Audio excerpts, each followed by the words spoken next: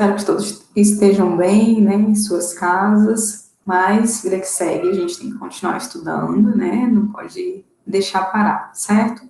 Então, na nossa última aula, a gente viu a farmacologia do sistema nervoso autônomo, fármacos colinérgicos, adrenérgicos, certo? Como que eles atuam, como funciona o antagonismo, o agonismo, enfim. Hoje a gente vai falar sobre a farmacologia do sistema nervoso central, tá? Eu vou estar dando uma aula para vocês sobre os fármacos que atuam no sistema nervoso central. Então, vamos lá.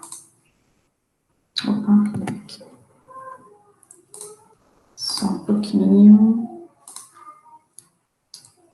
Aqui. Ok, pessoal, então vamos lá. Farmacologia do sistema nervoso central, ok? O sistema nervoso central, ele funciona como um processador de informações, né? A gente sabe que a gente recebe essas informações de dor, de frio, de tudo, e o meu sistema nervoso central, ele processa, envia informações, né? Vai tomar atitudes, digamos assim, né? Assim como todas as questões do organismo, né? Ela é processada pelo sistema nervoso central, e são tomadas providências fisiológicas para tratar essas condições, ok? Então, meu sistema nervoso central, ele recebe sinais detectados por receptores periféricos e que são conduzidas por via aferentes sensitivas, né? Lembra que a gente viu na última aula? Aferente é o que chega, eferente é o que sai, né? Então, o meu sistema nervoso central, ele analisa, filtra, armazena e reelabora essas informações, programando reações, né? Combinadas por nervos eferentes e órgãos executores, né? Então, as ações que são todas, elas são mediadas pelo meu sistema nervoso central. Os fármacos com ação do sistema nervoso central. Esses fármacos que eles atuam no sistema nervoso central são os principais fármacos auto-administrados, né, de automedicação, certo? Por razões não médicas. Quais seriam esses atuantes, substâncias, né, atuantes no meu sistema nervoso central? Aqui eu não colocaria só fármacos, né, substâncias mesmo, drogas, que atuam no meu sistema nervoso central, que são de auto-administração, provocam alteração do sistema nervoso central e, mesmo assim, elas são auto-administráveis, né? O álcool, o chá, o café, que é uma metilxantina, ele faz uma estimulação, você se sente bem, né, quando toma o café. Muitas vezes só de sentir o cheiro do café, você já sente aquela sensação reconfortante, né, porque ele é uma metilxantina, então ele atua no meu sistema nervoso central, provocando essa sensação. Tem ainda maconha, nicotina, os opiáceos, que são os medicamentos para dor, né, para analgesia, só que com ação no meu sistema nervoso central, como o principal representante aí nós temos a morfina. A complexidade do sistema nervoso central, ela torna a compreensão dos mecanismos de ação particularmente mais difícil que em qualquer outro sistema. Por quê? O meu sistema nervoso central é muito difícil de a gente prever o que vai acontecer, o resultado de determinada ação, porque por mais que a gente coloque de forma didática um neurônio pré-sináptico interagindo com um neurônio pós-sináptico, a realidade não é essa, tá? Eu tenho um neurônio recebendo informações de vários neurônios ao mesmo tempo, transmitindo para vários outros neurônios ao mesmo tempo, então é muito difícil de você prever o que vai acontecer, né? Então, por isso que os fármacos que atuam no sistema nervoso central, muitas vezes sabe-se que ele tem aquela resposta, mas não sabe como qual o mecanismo real, né, de ação dele para chegar naquele efeito, certo? Uma outra questão dos fármacos do sistema nervoso central é a existência da barreira hematocefálica. Então, essa barreira tem que ser um fármaco pequeno, uma molécula pequena, lipossolúvel, para conseguir transpor essa barreira hematocefálica, tá? Os neurotransmissores. Os neurotransmissores que vão atuar no sistema nervoso central tem os neurotransmissores de aminoácidos, eles produzem respostas inibitórias ou excitatórias através de uma alteração na condutância de um ou mais canais iônicos. Aqui, gente, é essencial que vocês entendam a questão do potencial de ação, da despolarização da minha célula, da hiperpolarização da minha célula, tá? Eu vou comentar de novo com vocês sobre isso, mas caso não ficou claro, não conseguiu entender, a gente pode tirar essas dúvidas na nossa videoconferência, que eu vou agendar com vocês, mas vocês podem também pegar lá um livro de fisiologia e ver como que funciona esse potencial de ação, ok? É imprescindível nesse momento para vocês conseguirem entender como um fármaco ele atua no sistema nervoso central, vocês entenderem o processo de despolarização e hiperpolarização celular, tá?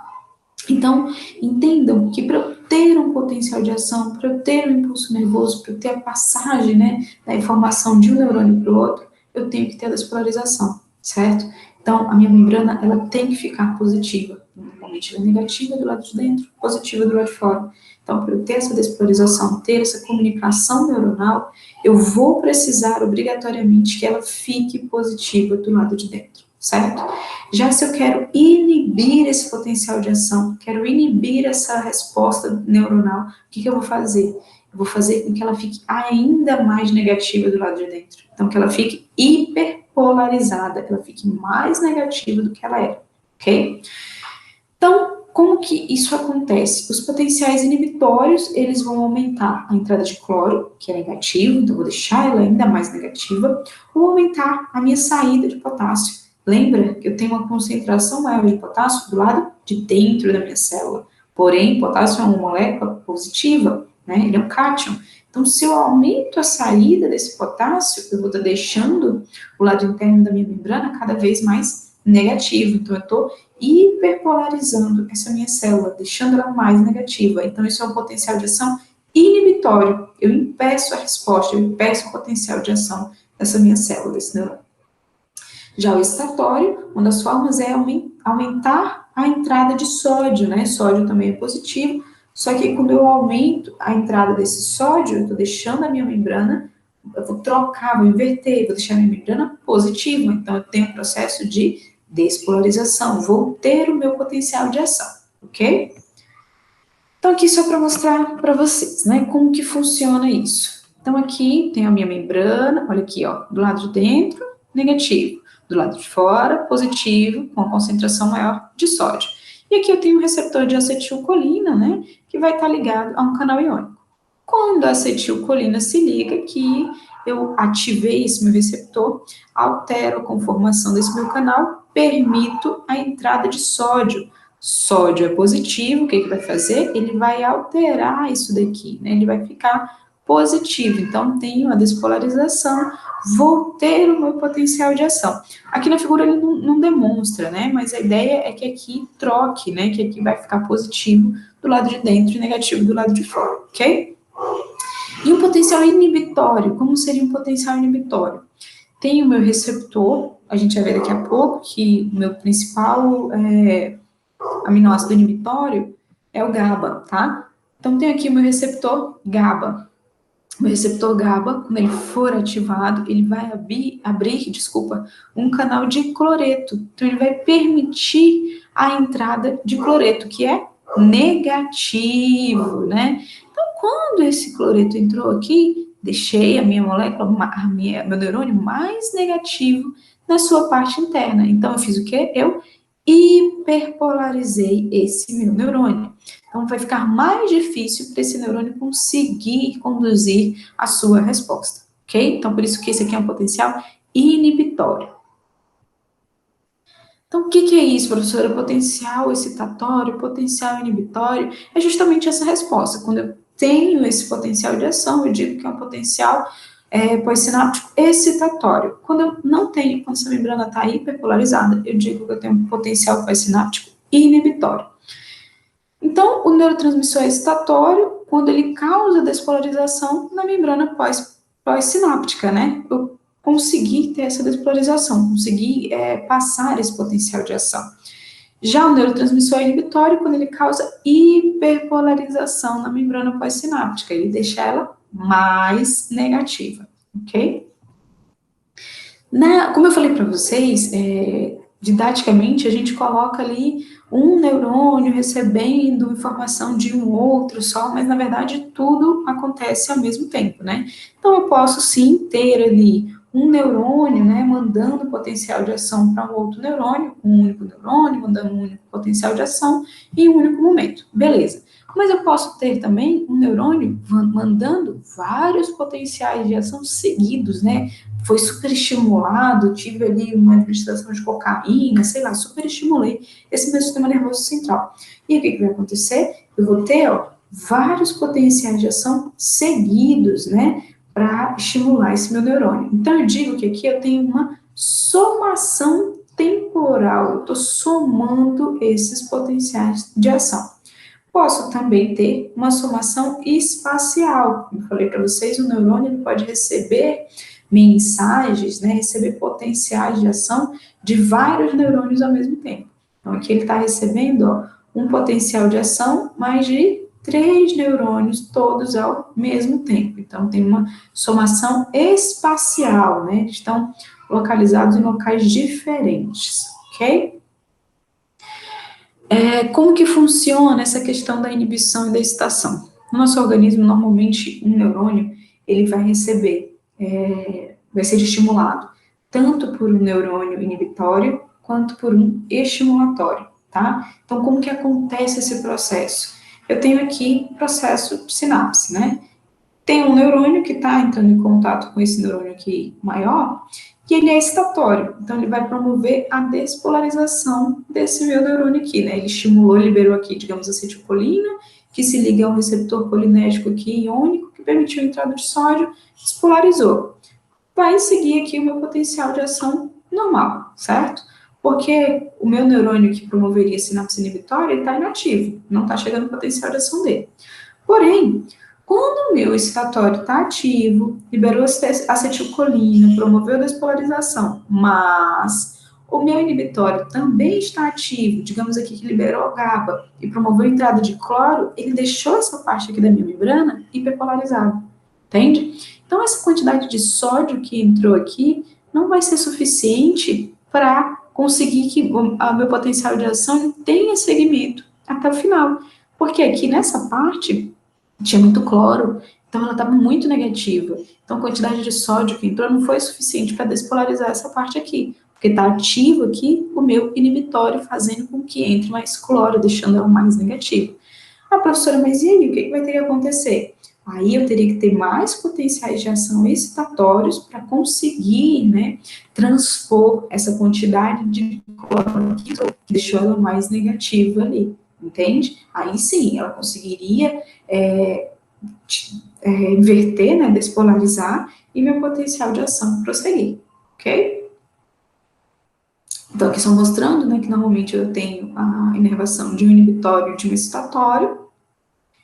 Quais são os fármacos, né, que vão atuar no meu sistema nervoso central? São ditos fármacos psicotrópicos, né? São os fármacos que afetam o humor e o comportamento, atuando lá no meu sistema nervoso central.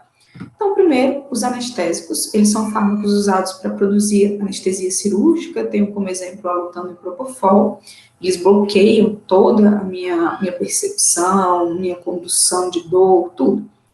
Os ansiolíticos e sedativos, que são fármacos que causam sono e reduzem a ansiedade, como exemplo eu tenho os barbitúricos e os benzodiazepínicos.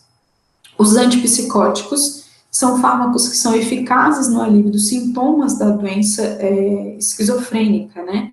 Eu tenho a clozapina, clorpromazina e o haloperidol. Os antidepressivos são fármacos que aliviam os sintomas da doença depressiva, como os inibidores da monoaminoxidase e inibidores seletivos da recaptação de serotonina. Tem ainda os analgésicos, né? Claro que esses analgésicos aqui são os que atuam a nível do sistema nervoso central, não são os analgésicos comuns, como dipirona, paracetamol, diclofenac, não. Tá? Esses aqui são os derivados de morfina, são ditos opioides, né? São fármacos usados clinicamente para controlar a dor, mas uma dor neuropática, tá? Estimulantes psicomotores são fármacos que causam estado de alerta e euforia. Aqui eu tenho anfetaminas, né, e como exemplo também a cocaína.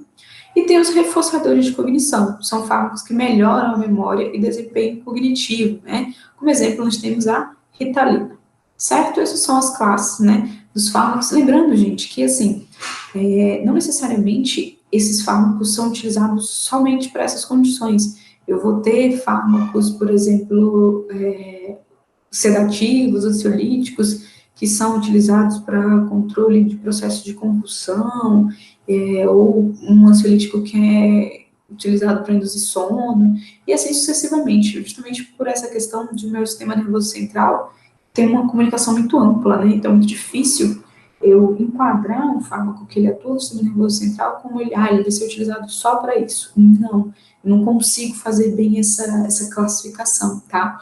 Por mais que ele esteja naquela classificação, ele pode ser utilizado para alguma outra coisa também. Os aminoácidos excitatórios. O glutamato é o transmissor excitatório principal do sistema nervoso central. Não pode esquecer do glutamato, tá? O aspartato, ele desempenha um papel similar ao do glutamato em algumas regiões do cérebro, mas o principal é a estrelinha glutamato.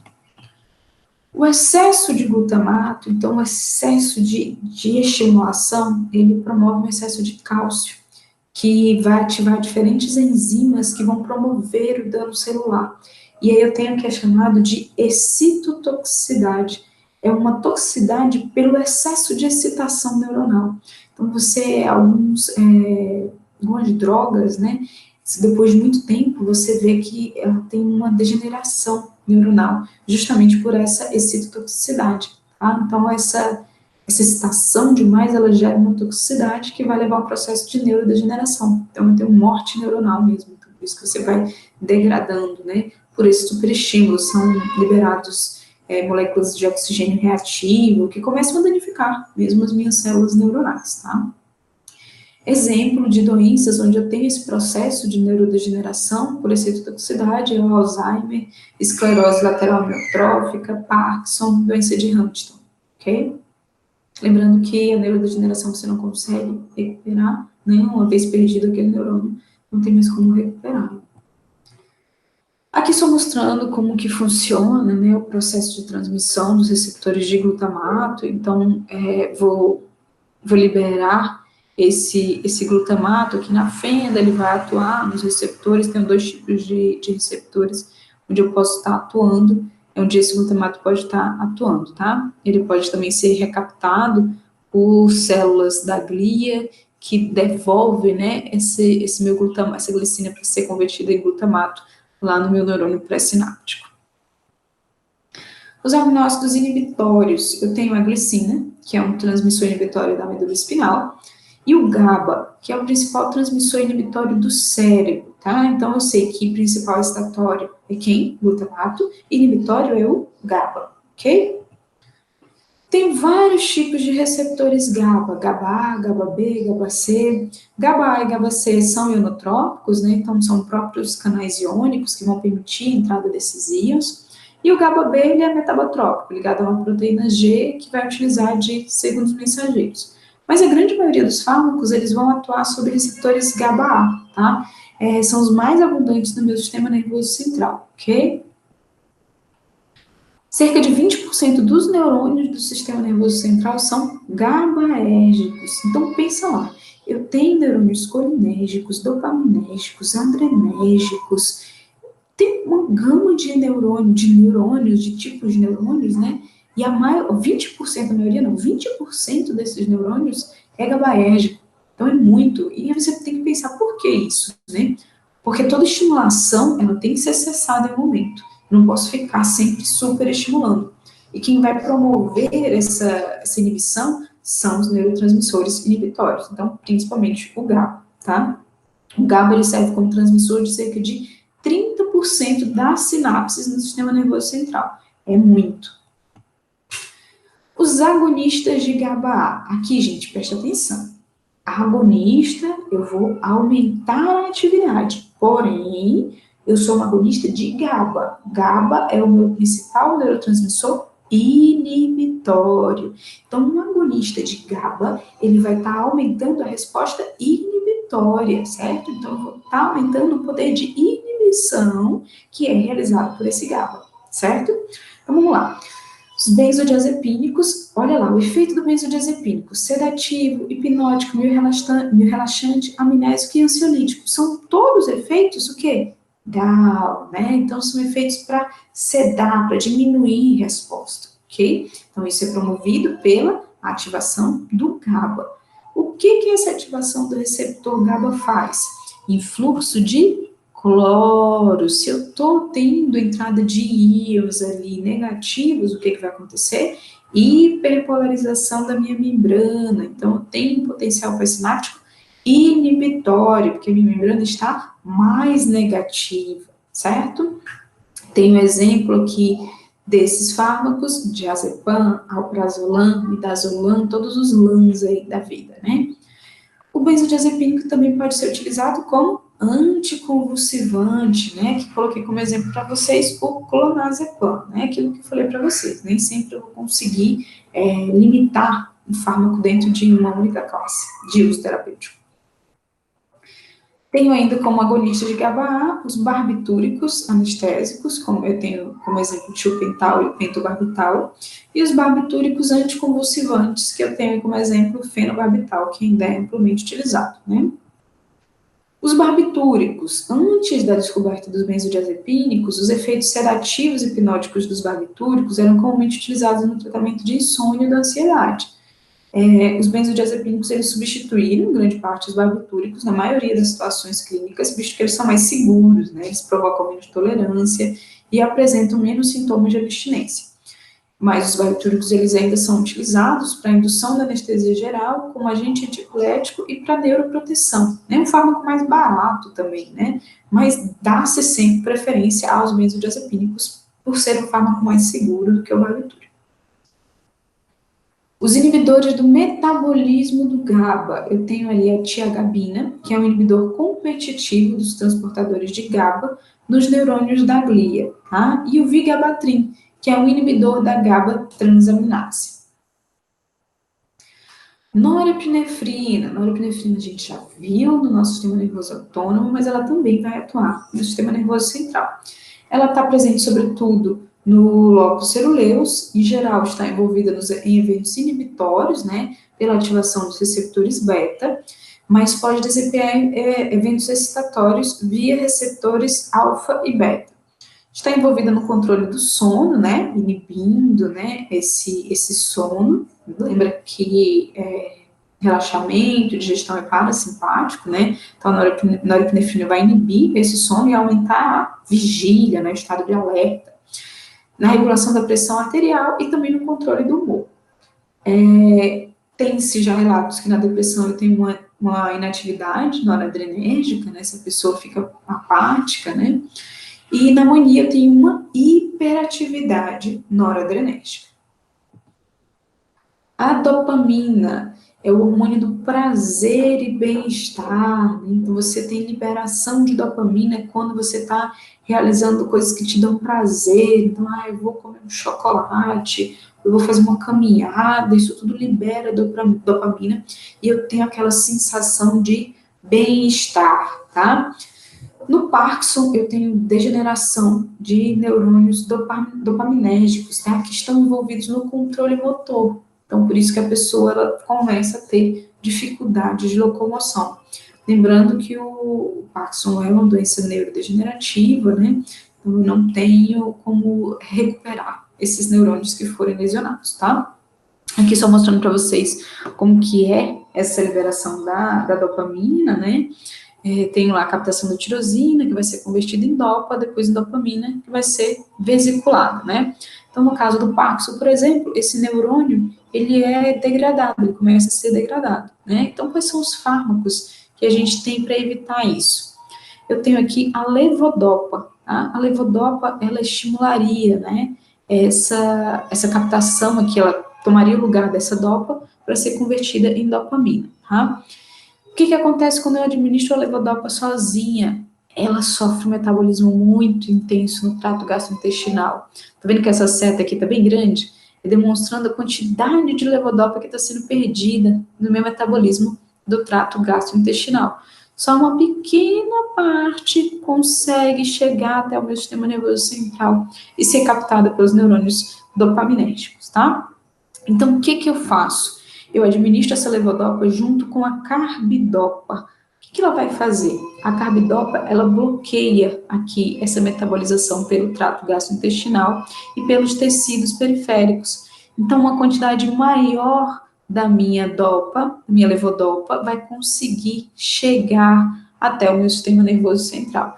Então, assim, quando eu administro levodopa junto com a carbidopa, eu posso até adicionar uma quantidade menor administrar uma quantidade menor de levodopa, porque vai conseguir chegar ao meu sistema nervoso central, porque a carbidopa impede ali, bloqueia aquela perda na periferia, certo? A serotonina, né, 5-hidroxitriptamina, serotonina, ela atua regulando humor, sono, apetite, ritmo cardíaco, temperatura corporal, sensibilidade e funções intelectuais. Em baixa concentração, pode causar mau humor, dificuldade para dormir, ansiedade ou depressão. Os principais fármacos, né, utilizados atualmente no controle da depressão, eles inibem a recaptação da serotonina, né? Então, tá até aqui, ó. Bloqueio da recaptação de serotonina pelos inibidores da recaptação de serotonina, que principalmente a fluoxetina, né, principal representante desse antidepressivo. Então, ele faz o quê? A minha serotonina está sendo liberada aqui, normalmente, na fenda sináptica para ter a sua atuação.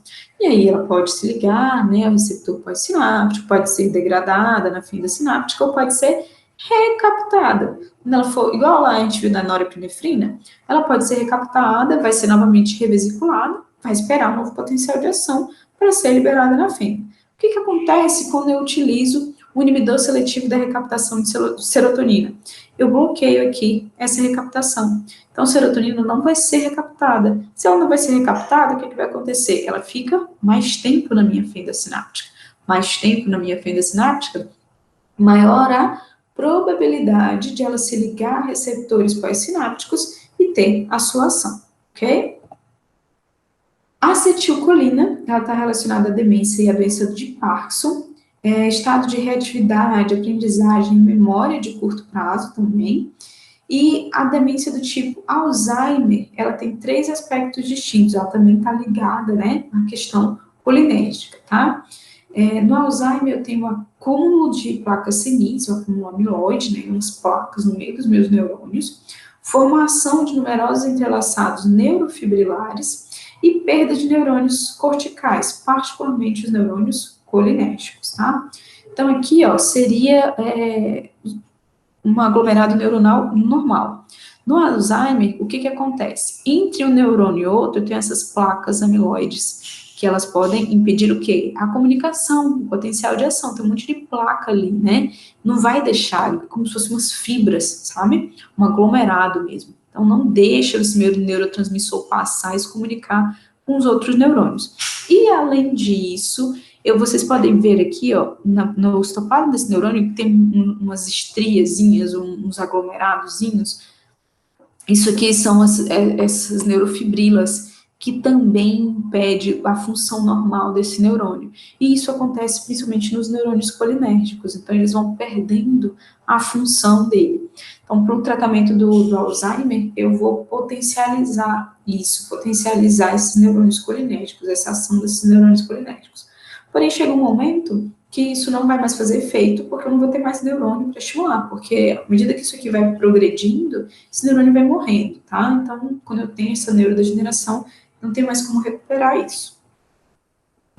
Fármacos usados na doença de Alzheimer, tem os inibidores da acetilcolinesterase, que a gente já viu, que se eu inibo a acetilcolinesterase, estou inibindo a degradação dessa acetilcolina, então tenho mais acetilcolina na fenda sináptica. A inibição da acetilcolinesterase no sistema nervoso central melhora a transmissão colinérgica, pelo menos nos neurônios que continuam funcionando. Como eu falei, chega um momento que essa terapia não vai ter mais efeito, porque não vai ter mais neurônio para ser estimulado. Tem ainda outros neurotransmissores, entre eles as purinas, tanto a adenosina quanto o ATP agem como transmissores ou moduladores do sistema nervoso central. O efeito geral da adenosina é inibidor, levando a efeitos como sonolência, descoordenação motora, analgesia, atividade anticonvulsivante. Histamina. Só presta atenção aqui, gente, quando eu falo da purina, eu boto que ele é inibidor, né? E olha aqui, ó, ele vai ser utilizado para atividade anticonvulsivante. Por quê? A convulsão é um superestímulo, tá? Então, toda vez que vocês virem falar em anticonvulsivante, então aqui eu tenho que ter ou inibição do glutamato, ou eu vou ter um agonismo de GABA, tá? Eu tenho que inibir, é inibitório. Então, ou vai ser um antagonista do glutamato, que é excitatório, ou um agonista do GABA, que é inibitório, beleza? A histamina, ela atua sobre receptores H1, H3, que são excitatórios, e H, que é inibitório. E está relacionado ao controle do sono, vigília e ao vômito, né? Então, por isso que muitas vezes você vai lá tomar um antihistamínico para uma alergia, alguma coisa, você fica com sono, né? Justamente por causa disso. Melatonina, sua secreção é controlada pela exposição à luz, né? Então, ela aumenta no escuro, né? Está relacionada ao controle do relógio biológico. Isso é uma questão que está uma utilização muito indiscriminada dessa melatonina, né? Muitas vezes a pessoa, se ela fizer uma adequação de rotina, colocar um ambiente escuro, já tem um aumento dessa produção, mas ela acaba ingerindo de forma exógena, né? E aí atrapalhando um pouco a homeostase do organismo. E o óxido nítrico, que possui efeitos tanto excitatórios quanto inibitórios, tá? Aqui tem o óxido nítrico, são gases sintetizados quando receptores do tipo NMDA são acionados. Esses receptores do tipo NMDA são receptores de glutamato, tá? Então, quando esses receptores de glutamato são acionados, eu libero óxido nítrico. Quando sintetizados, eles difundem-se em todas as direções e por isso não estão contidos em vesículas, né? Porque é um gás, gente. Então, assim, não adianta. Na hora que ele se difundir, ele vai para todo lado, tá? Ele pode agir pré-sinapticamente, né? Causando facilitação do neurotransmissor que estimulou a sua síntese. Então, aqui eu tenho um feedback positivo, tá? Então, quando ele vai para aquele neurotransmissor, para aquele neurônio pré-sináptico, ele estimula liberação de mais neurotransmissor. E no endotélio de capilares cerebrais, causando vasodilatação, né? Principal atividade aí do óxido nítrico é essa vasodilatação, né? Que é bem rápida, por sinal. Ok. Certo, pessoal. Então, é isso que eu tinha para falar para vocês agora, tá? A gente tira as dúvidas que vocês tiverem na próxima aula. Vou deixar ainda uns exercícios para vocês resolverem, que a gente vai discutir na nossa aula de quinta-feira, tá bom? Um abraço para vocês e bons estudos.